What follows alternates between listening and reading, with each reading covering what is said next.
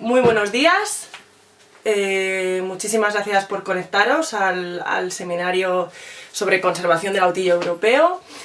Está promovido por el Centro de Educación e Información Ambiental de la Casa de Campo, al que queremos agradecerle todas las molestias y las facilidades que se han tomado para que esto esté saliendo adelante. Mi nombre es Raquel Sánchez, soy bióloga y técnica del proyecto Misión Polinizadores y os vamos a contar un poco de qué va el seminario y también de qué va el proyecto que os acabo de decir. Va a estar con nosotros también Raúl Alonso, que es el coordinador de Brinzal. Brinzal, como sabéis, es una asociación que está en la Casa de Campo. Nos dedicamos especialmente a trabajar con rapaces nocturnas. Tenemos un centro de recuperación, de hecho, aquí en la Casa de Campo, pero paralelamente también desarrollamos otro tipo de proyectos. Hacemos proyectos de educación ambiental y también proyectos de estudio y conservación, como este que os he presentado anteriormente, Misión Polinizadores, que es un proyecto que vamos a estar desarrollando durante el año 2020 y 2021, con el apoyo del Ministerio para la Transición Ecológica y el Reto Demográfico a través de la Fundación Biodiversidad. Este seminario está dentro de las acciones que tenemos preparadas en este proyecto y bueno, os cuento un poco cómo va a ser. Vamos a estar como unos 3/4 de hora, 50 minutillos hablando, contándoos cositas y luego vamos a dejar unos 10-15 minutillos para que nos escribáis, nos comentéis, nos hagáis preguntas, os seguimos contando cosas y como sabemos que este tipo de directos duran una hora, pues os emplazamos a que luego nos escribáis directamente a Instagram o por otros medios, que vamos a intentar en la medida de lo posible esta mañana pues intentar contestaros a todas las preguntas que nos hagáis.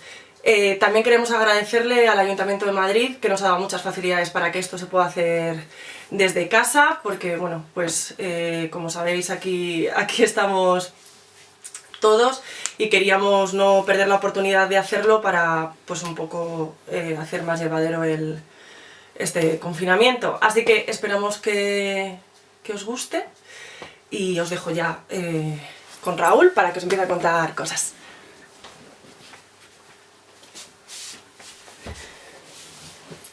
Hola. Bueno, yo voy a ser muy breve.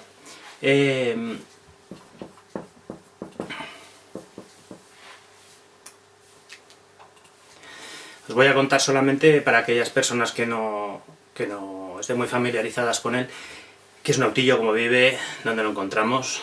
Vale, el autillo es la rapaz nocturna más pequeñita que hay en la península. Es el tamaño más o menos de un bote de refresco, unos 20 centímetros, y la envergadura, o sea, la distancia que hay entre la punta de una ala y la otra cuando tiene las alas abiertas, son unos 50 centímetros. El peso es pequeñito, los machitos están en torno a los 75 gramos, las hembras justo antes de poner unos 120, como media podemos calcular unos 100 gramos. Si os dais cuenta, es unas alas muy grandes para un peso muy pequeño. Eso nos está diciendo que es un pájaro muy volador. El plumaje es muy críptico, ¿eso qué quiere decir? Que tiene muchísima capacidad para pasar desapercibido, ¿no?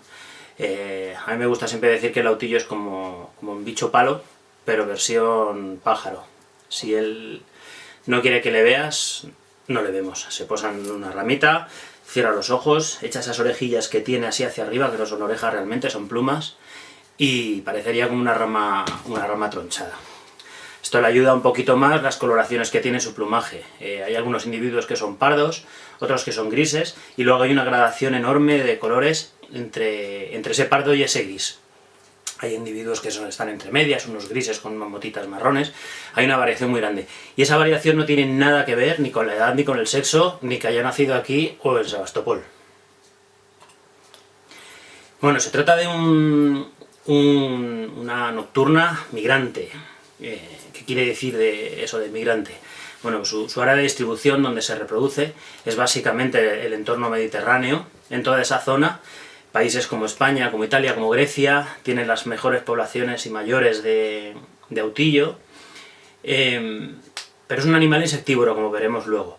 Entonces cuando aquí por ejemplo en la península empieza a hacer frío, las poblaciones de insectos van decayendo y el autillo no tiene más remedio que desplazarse buscando comida. No es que huya del frío, huye de la falta de comida, de insectos, ¿no?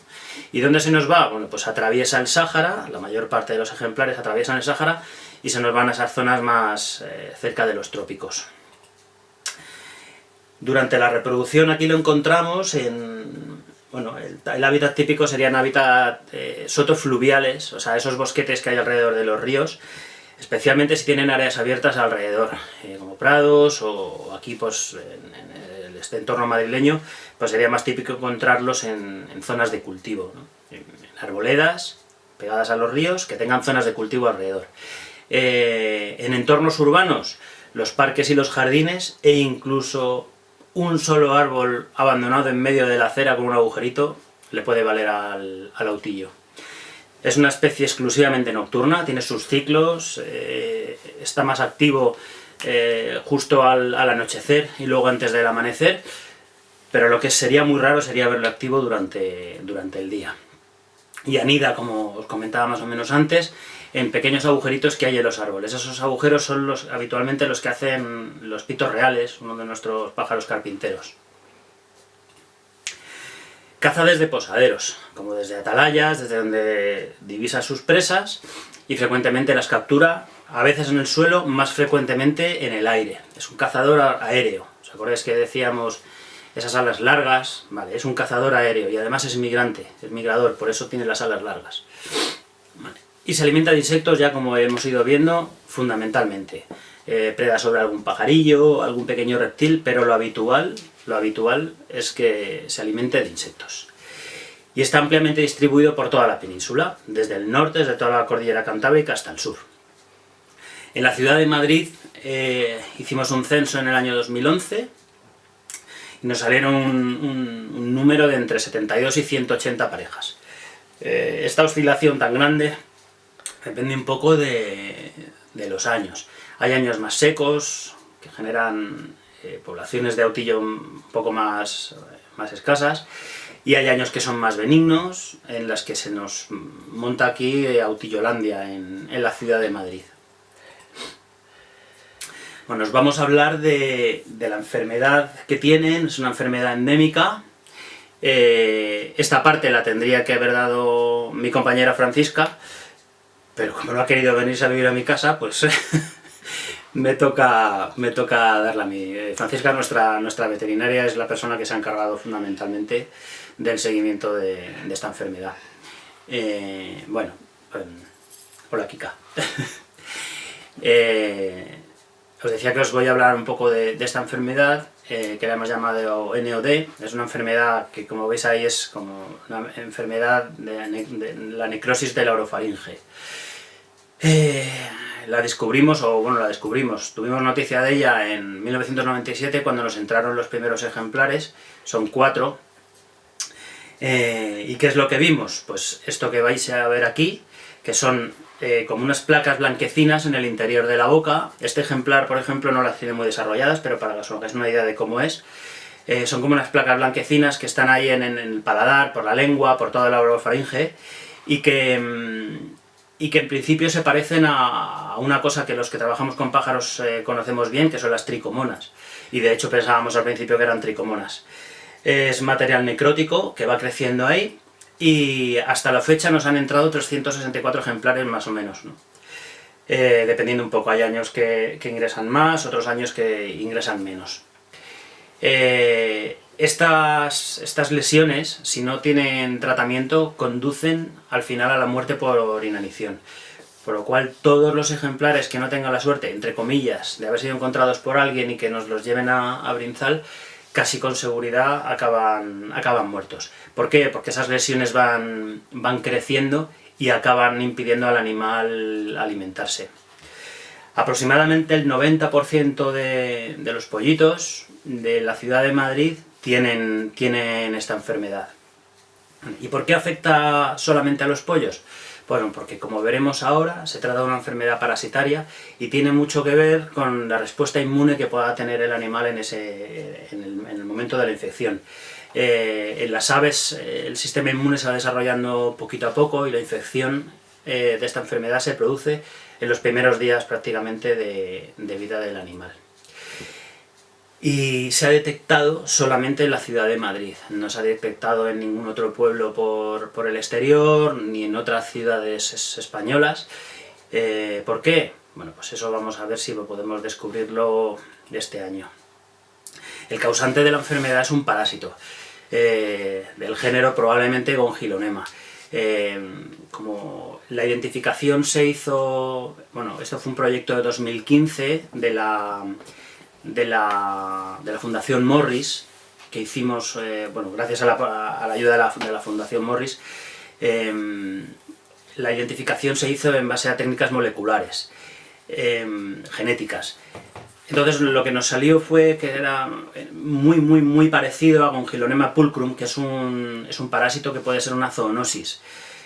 Entonces probablemente sea del género Gongilonema. Después se ha hecho otro pequeño estudio y hemos visto que se parece mucho más a un Gongilonema que es típico de los roedores. Estos parásitos tienen ciclos indirectos, eso quiere decir que la infección no se produce directamente, sino que se necesita de un hospedador intermediario. Ahora vamos a ver un poco cómo es esto.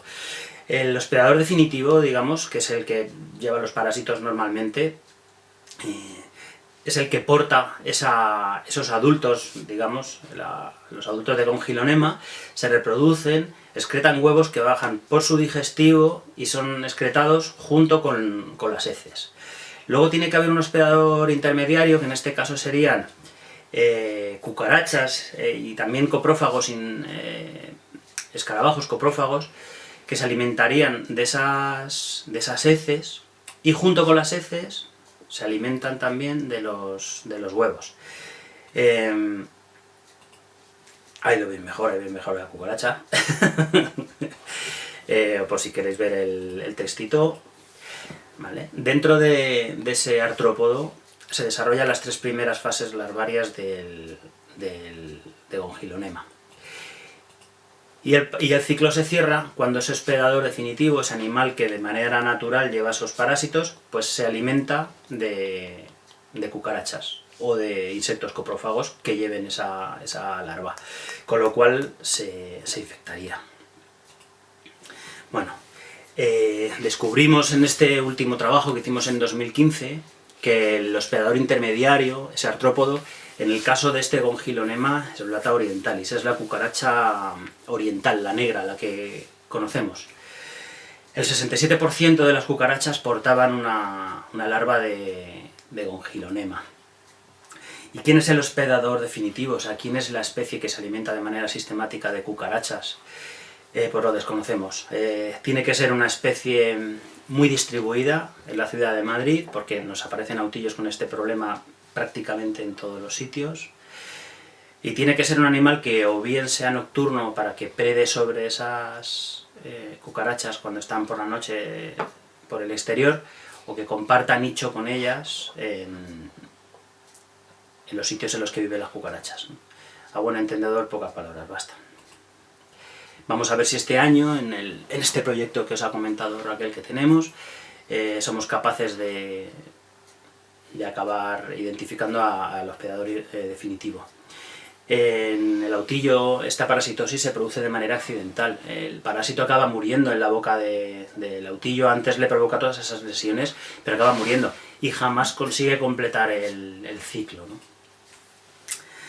Bueno, tanto en 2011 con otro proyecto que hicimos con la Fundación Biodiversidad, como en 2015 con ese proyecto de la Morris, bueno, estuvimos viendo, entre otras cosas, que la alimentación habitual dentro de Madrid está compuesta pues, por fundamentalmente cucarachas.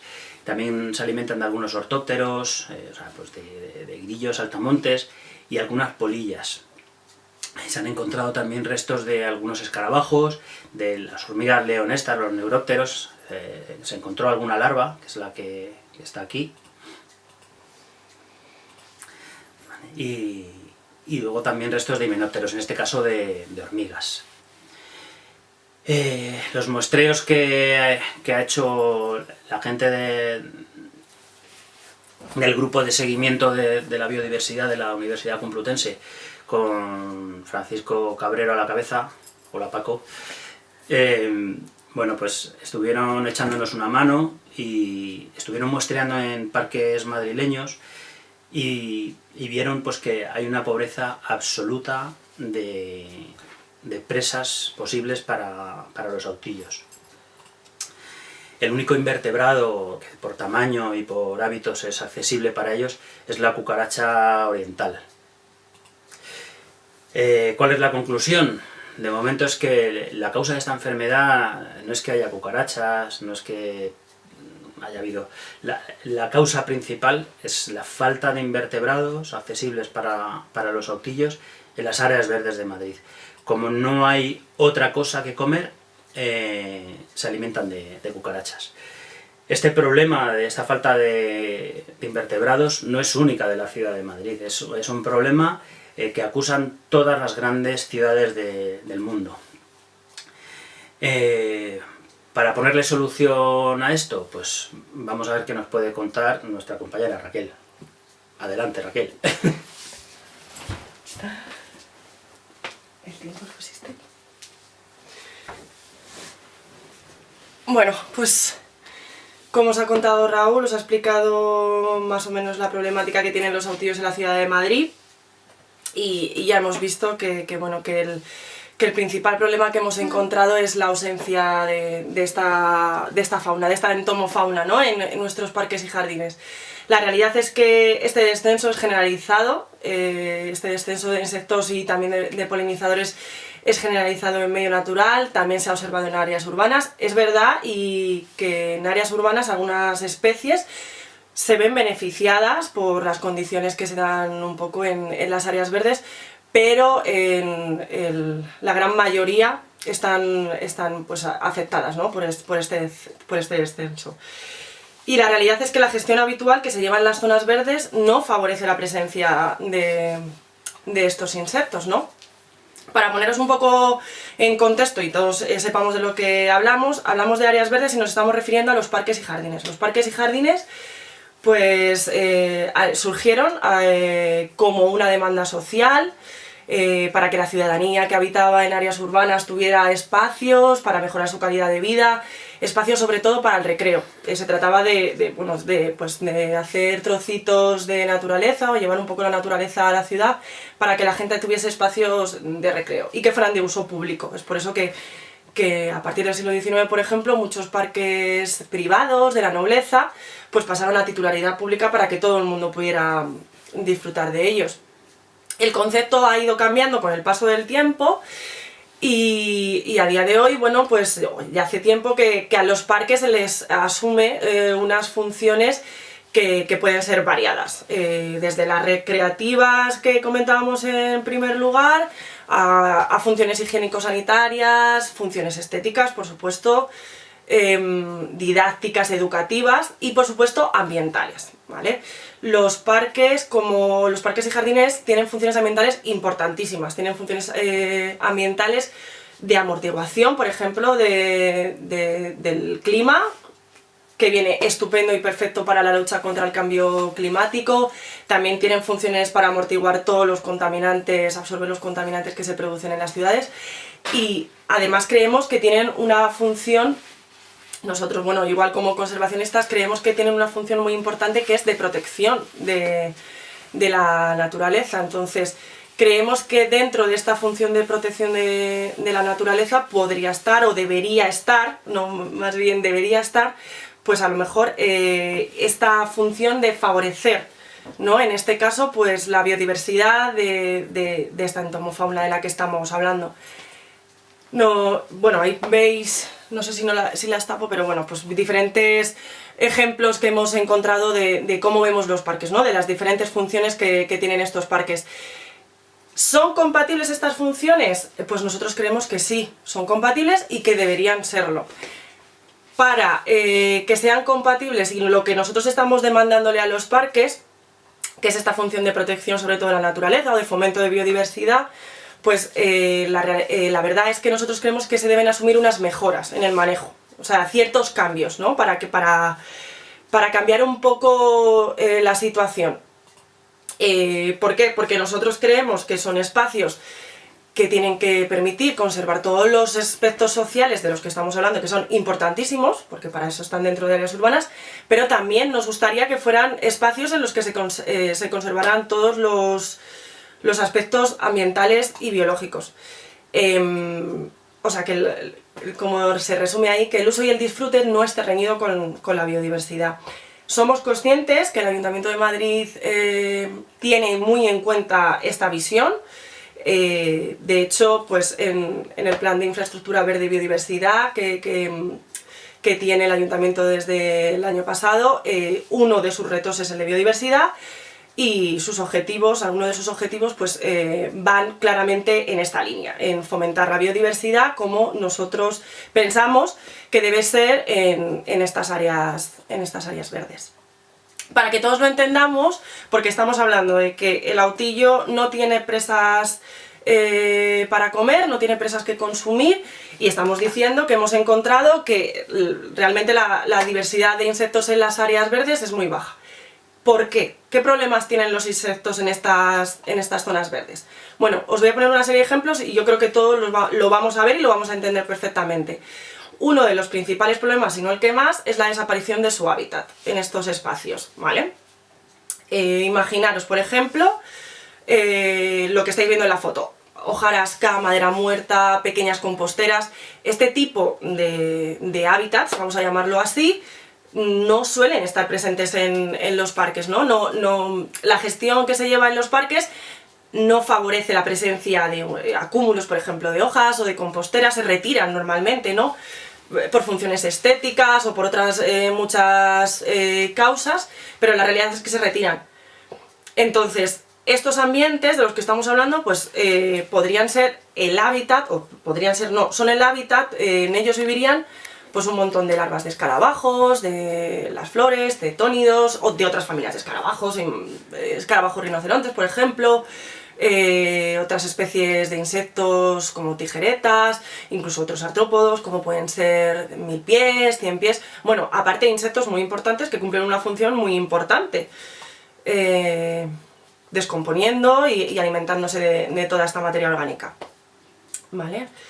Os pongo otro ejemplo. Si miráis en la foto de arriba, ¿se ve bien? Que estamos viendo una praderita de césped, ¿no? Como hay en muchos parques. Bueno, pues que sepáis que las praderas de césped son un hábitat casi estéril. O sea, no hay mucha diversidad de insectos.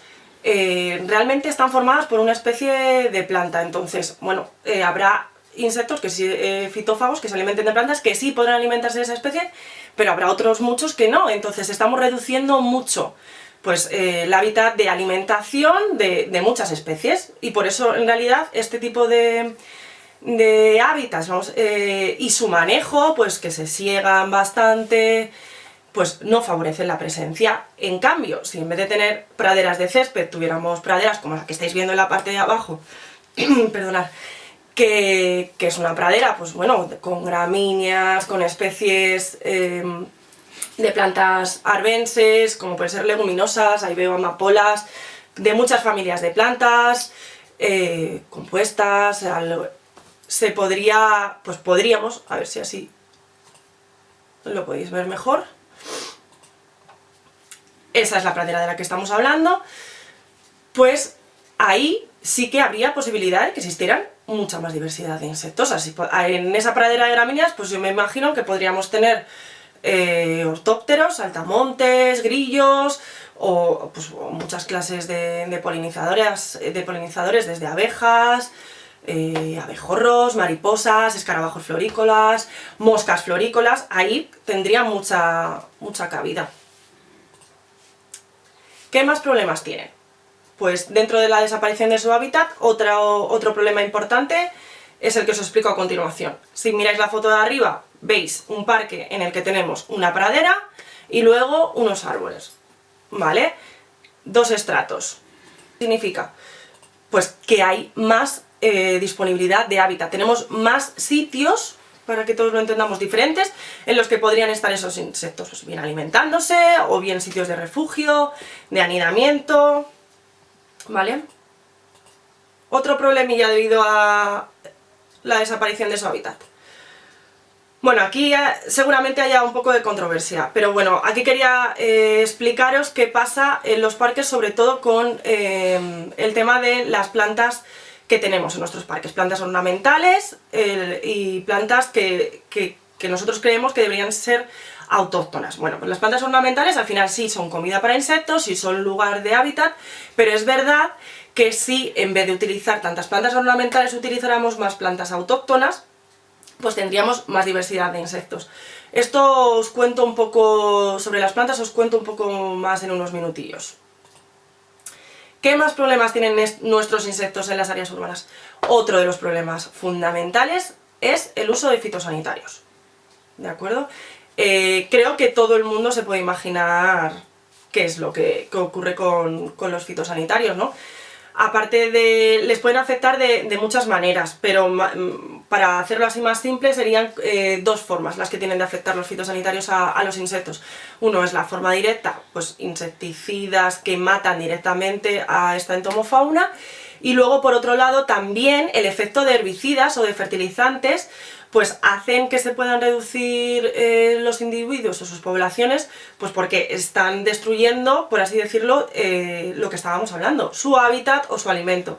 Entonces pueden verse afectadas de las dos maneras, o sea, por una cantidad bastante grande de sustancias químicas que no les están haciendo ningún bien.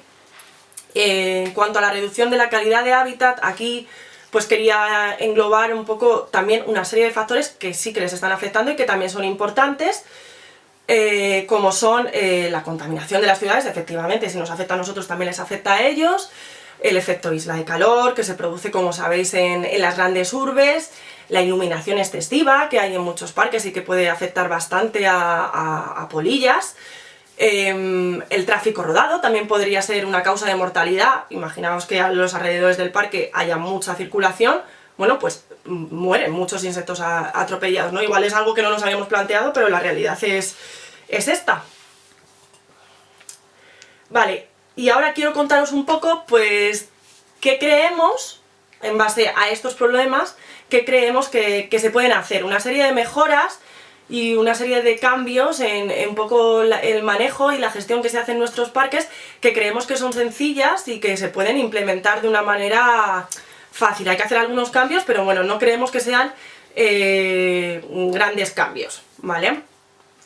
Con esta frase, Everything starts with plants, quiero resumir la importancia que tiene la selección de plantas, ¿vale? Cuando elegimos las plantas que van a ir en nuestros parques o jardines, estamos empezando por la parte más importante, ¿vale?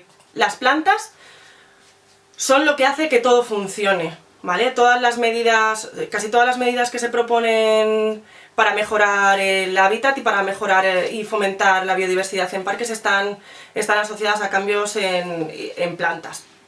Y además queremos hacer un alegato a las plantas autóctonas, como estábamos hablando en esta diapositiva anterior, que por eso os he dicho que os contaba ahora.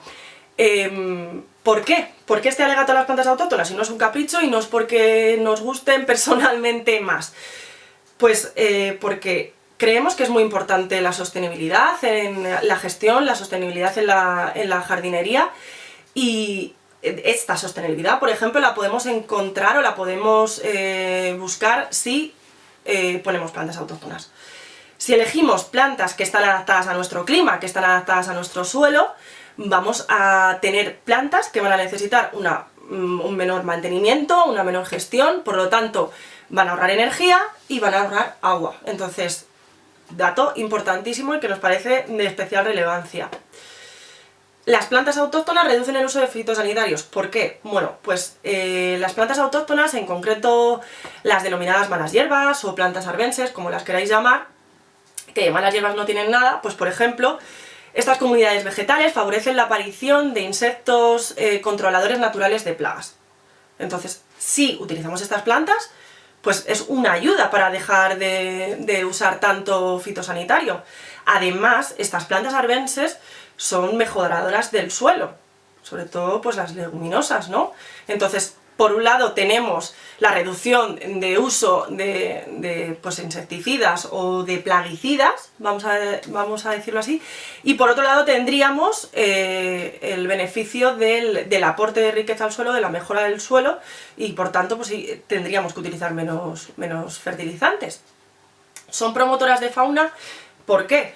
Ya hemos dicho antes en la diapositiva, las plantas ornamentales sí pueden ser alimentos, sí pueden ser el hábitat de los insectos, pero si estamos buscando favorecer poblaciones de insectos autóctonos, naturales, pues habrá una gran parte que a lo mejor no sean especialmente, no necesiten especialmente alguna planta para alimentarse o cobijarse, pero hay otros insectos que sí son muy selectivos y que lo que necesitan son plantas autóctonas. Entonces vamos a tener mayor diversidad si utilizamos plantas autóctonas.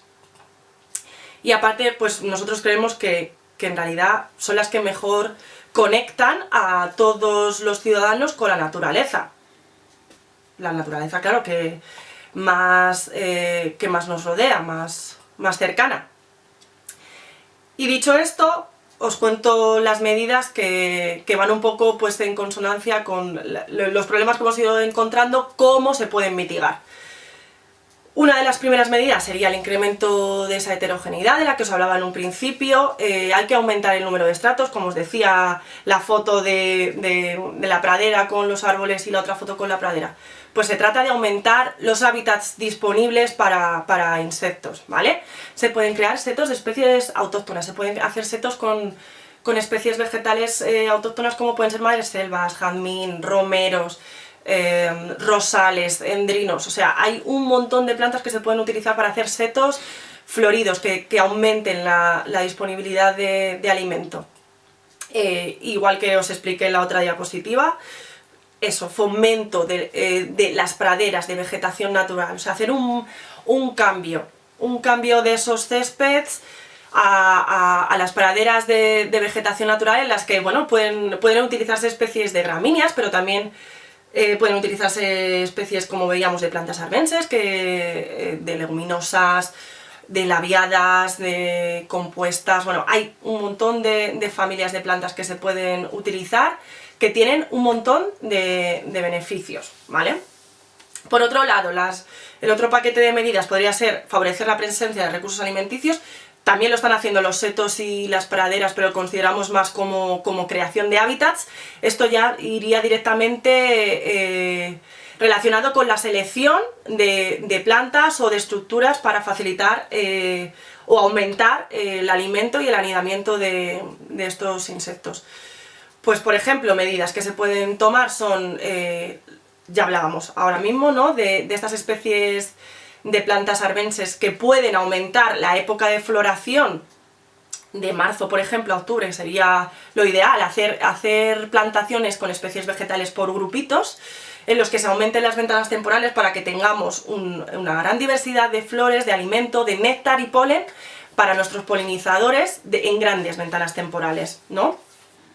Para nuestros polinizadores, pues ya sabéis, no solo para las abejas de la miel, que sabéis que solo es una especie en España y que tenemos más de 1000 especies de abejas silvestres, pero también hay abejorros polinizadores, hay mariposas, hay escarabajos que se alimentan de polen, moscas, florícolas, bueno, una gran variedad de familias de insectos. Por ejemplo, para favorecer la presencia de polillas, lo que veis ahí, la floración nocturna no quiere decir que florezcan por la noche, sino que por la noche hay diferentes plantas que liberan aromas y atraen a estas polillas, que son una de las presas que más les gustan a los gautillos, por ejemplo. Y en este sentido también pues podemos elegir una selección de especies que sean plantas nutricias de mariposas y polillas. ¿Esto qué quiere decir? Normalmente las mariposas y las polillas eligen especies diferentes. Si son adultos para libar, para alimentarse, ¿vale? Que estos serían lo que hemos hablado en un primer lugar. Y luego estas especies eligen otras plantas diferentes para poner sus huevos y donde se van a desarrollar las larvas. Entonces eligen especies de las que se van a alimentar esas larvas. Y son especies de vegetales en concreto, y en muchos casos muchas especies de mariposas pues solo lo hacen en una planta, en una especie en concreto. Por eso sería interesante seleccionar estas especies concretas de mariposas o polillas. ¿Qué más podemos hacer? Pues no retirar totalmente la hojarasca, los troncos, los restos de poda, promover a lo mejor tener pequeñas composteras que se puedan dejar por el parque para que puedan desarrollarse las larvas de los escarabajos que os comentábamos en primer lugar. Interesantísimos los hoteles de abejas solitarias para permitir que aniden especies de abejas solitarias que, como os comentaba, pues no solo existe la abeja de la miel, hay muchas especies de abejas y de hecho la mayoría son, por no decir casi todas, son especies solitarias y utilizan estos hotelitos como el que veis en la foto pues para poner sus huevos y dejarles comidita para que se desarrolle ahí la progenie para el año siguiente. Permitir zonas de suelo desnudo. Algunas pequeñitas zonas de suelo desnudo también pueden favorecer la presencia de otras abejas que realizan galerías y anidan en el suelo. Acumulaciones de rocas, se pueden hacer composiciones súper chulas de rocallas con especies vegetales alrededor, que bueno, pues todos hemos levantado una piedra y hemos visto la cantidad, ¿no?, de vida que hay debajo. Entonces estos sitios pues crean unas condiciones climáticas que favorecen mucho a los insectos y por eso pues son lugares en los que se va a favorecer la presencia de estos. En cuanto al manejo, que os decía, pues que queríamos promover una serie de medidas, pero también unos pequeños cambios en manejo, pues sobre todo tener mucho cuidado con las podas, ¿no? Intentar hacerlas o adecuarlas a periodos en los que no haya floración, porque lo interesante es que tengamos flores pues, como alimento, o que nos impida esta, ¿no? Porque es muy común, por ejemplo, los setos de madreselvas, podarlos justo antes de que vayan a florecer. Pues esto, por ejemplo, estaría yendo en contra de lo que nosotros queremos favorecer, que es la presencia de flores. Otra medida sería, por ejemplo, la reducción de siegas, y esto puede ser ahí un tema un poco controvertido, pero bueno, se puede intentar buscar un equilibrio. O sea, igual espaciar más las siegas, alternar zonas segadas con zonas no segadas, porque al final lo que queremos conseguir con las praderas es, uno, que alcancen una cierta altura, que es lo que beneficiaría o se cree que puede beneficiar a insectos como los ortópteros, como los saltamontes, como los grillos, bueno, que las gramíneas tengan una cierta altura. Y también que las leguminosas o las labiadas, las lavandas, romeros, tomillos que hayamos plantado, florezcan. Si los segamos antes de que florezcan, pues quitamos un recurso estupendo de alimento, que es lo que queríamos realmente promover, ¿no?, con estas praderas. Y por supuesto, importantísimo, la reducción del uso de fitosanitarios. O sea, esto es esencial. ¿Cómo? Pues os proponemos algunas ideas. Yo creo que la más interesante sería cambiar el concepto de plaga, ¿no? No todos los insectos que se alimentan de plantas son una plaga. Creemos que es muy necesario investigar sobre todo en manejo integrado de plagas, hacer seguimiento de estas plagas para ver cuándo comienzan, por qué, cuáles son los factores, hacer un seguimiento estrecho, ¿vale? Y primero comenzar pues esta lucha contra ellas utilizando quizá los medios más naturales que podamos, como son el control biológico de plagas. Ya he apuntado antes un poco qué es el control biológico de plagas, ¿no?, con estos insectos beneficiosos, pero otra medida también puede ser, por ejemplo, y muy conocida, poner cajas nido, que sabemos que hay en muchos parques, pues fomentar estas cajas nido para aves insectívoras. Todas las propuestas que hemos hecho sobre la colocación de plantas arbenses van a facilitar, como decía antes, la aparición de insectos controladores naturales de plagas. No sé si veis en la foto que tengo detrás, esto es una pequeña mosca florícola del género Sphaerophoria. Pues esta mosquita, la hembra, selecciona directamente plantas en las que haya pulgones para poner sus huevos, y una solita larva de Sphaerophoria puede llegar a comerse hasta 1000 pulgones. O sea, ellos son los mejores controladores de plagas, y si plantamos estas especies que os he comentado, vamos a favorecer la presencia de estos insectos. Otra medida puede ser el uso de acolchados orgánicos, que pues facilita, bueno, más bien impide o disminuye la frecuencia de uso de herbicidas.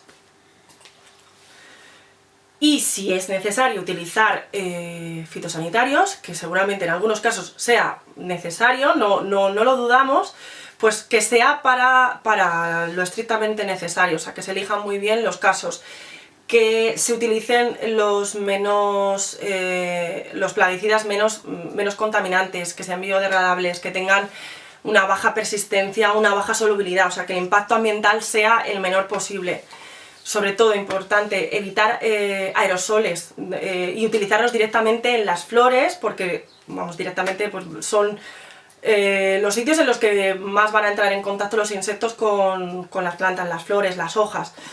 Y también, interesantísimo, y creo que se pasa por alto cuando se ofrecen medidas a la hora de reducir el uso de fitosanitarios, es intentar que la planta que estamos utilizando en nuestros jardines haya sido producida de una manera lo más ecológica y más sostenible posible, o fomentar la producción en los viveros correspondientes, fomentar una producción más sostenible, porque sí, y estamos intentando reducir el uso de fitosanitarios, no tiene sentido que la planta que vamos a plantar haya estado producida con estas sustancias.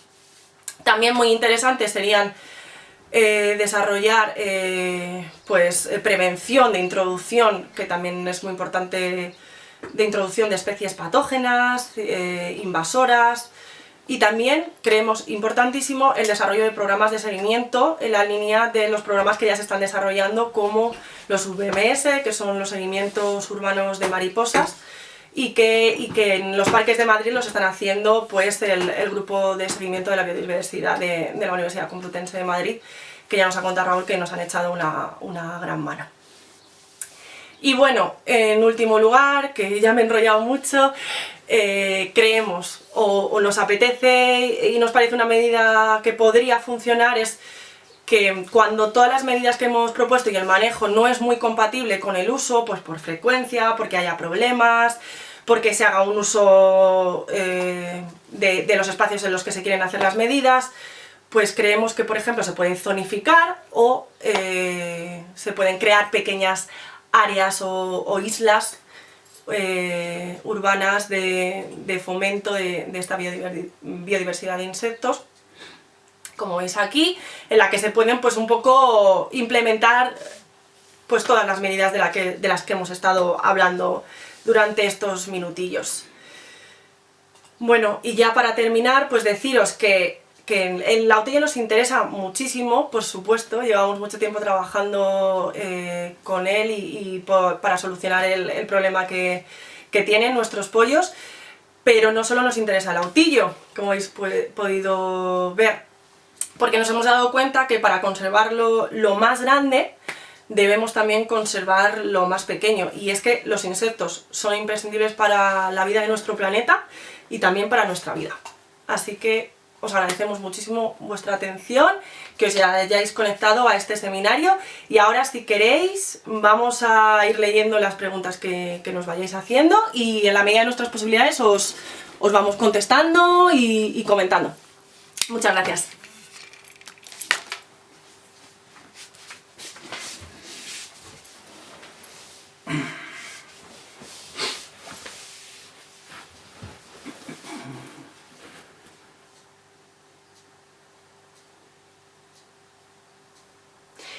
A propósito, justo cuando estaba hablando Raúl, he visto que alguien comentaba, no sé quién ha sido, que los pollos de autillo de la ciudad de Valladolid también tienen este problema.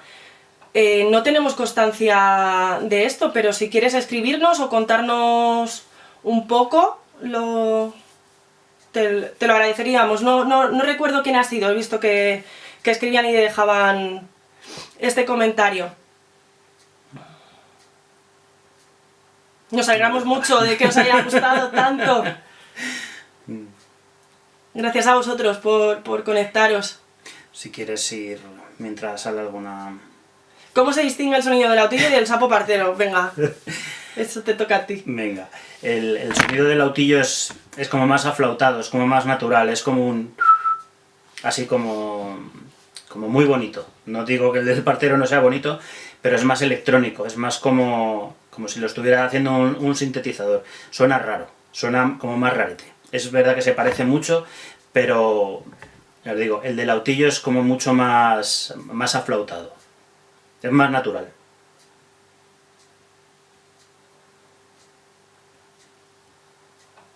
Jo, no me da tiempo a leerlo todo, pero bueno, os agradecemos muchísimo que hayáis estado aquí acompañándonos. Si quieres, mientras viene alguna pregunta, puedes ir comentando un poco en general el proyecto Misión Polinizadores que tenemos este año, qué es lo que vamos a hacer. Bueno, pues en el proyecto Misión Polinizadores, aparte de los trabajos y las acciones que se van a desarrollar, como habéis visto, en áreas urbanas, que van a ir sobre todo ligadas a esto que os he estado contando, un poco pues a la mejora de la situación de nuestros parques y jardines y el fomento de esta entomofauna en ellos. También tenemos un trabajo de investigación en áreas rurales, en las que vamos a hacer estudios sobre, pues, sobre toda esta diversidad de especies de polinizadores, tanto en campos de agricultura ecológica como en campos de agricultura convencional. Vamos a ver cómo está la diversidad de polinizadores y también vamos a ver qué relación tiene esta diversidad de polinizadores con sus consumidores secundarios, ¿no? Pues vamos a hacer también muestreos de aves paseriformes, de mochuelos, por supuesto, de chotacabras, y bueno, pues con todo eso, con muchas ganas de poder empezar, a ver si salimos del confinamiento y podemos empezar. Pero bueno, agradecidos también de que estéis aquí, de que nos ayudéis también a seguir trabajando, porque es muy importante para nosotros también la comunicación y dar a conocer todas las acciones del proyecto.